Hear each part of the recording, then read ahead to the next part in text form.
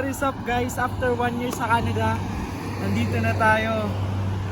And may pupuntahan lang kami ngayon. Makikita nyo mamaya.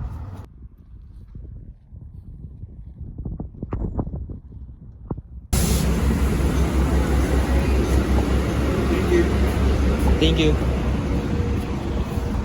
So what you guys are wondering, bakit tayo nasa labas? Kasi magbabasketball kami today. Naghihintay pa kami ng isa pang bus. Tapos, ito na. Let's go.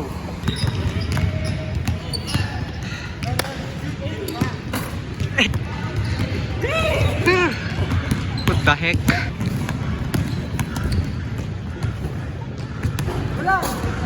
Siyempre, mas masaya sa ano, di ba?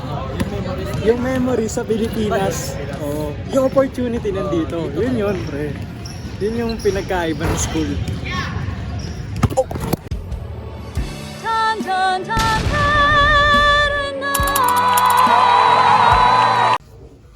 Ano ang pinaka nagustuhan mo sa bansang tinirahan mo ngayon?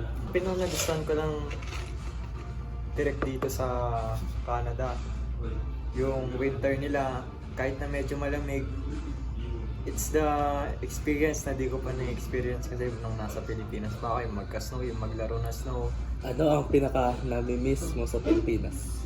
Yun, nung miss ko yung siyempre yung holiday na napaka-boring dito tapos napaka-sarap yung Pilipinas.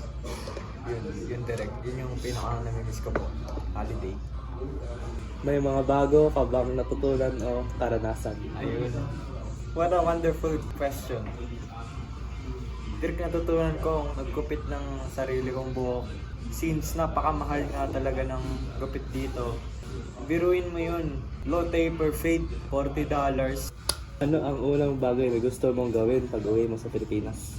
Direct una kong gagawin pag uwi ko ng Pilipinas. Siguro magmukbang ako ng mga namiss kong pagkain. Mga street foods.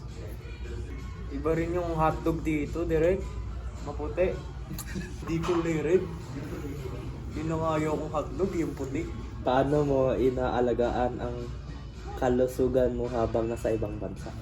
Parang wala nang pinagkaiba since lahat ng pwede mong makain sa Pinas, pwede mong gawin at gawin dito.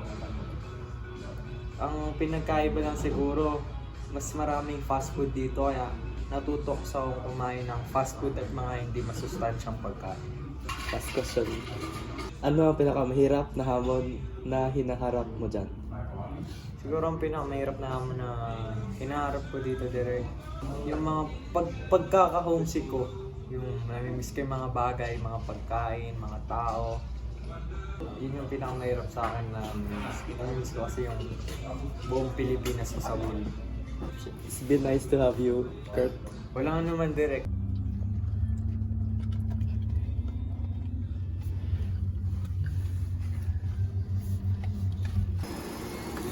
Siya.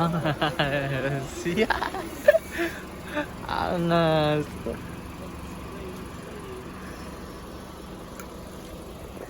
Guys, what a surprise. Happy 1 year sa amin dito. New car. Let's get it, baby. Panginoy, gusto mo nang basa pagbasa mo. Direct. Kalisin nyo na. So, nagustuhan ko sa bansa kong tinirahan ngayon ay malamig. Wish, huwag kayo maingay. I'm fucking lucky, man. Hindi gusto ko yung tanong kanina, pre. Gagawin dadaan.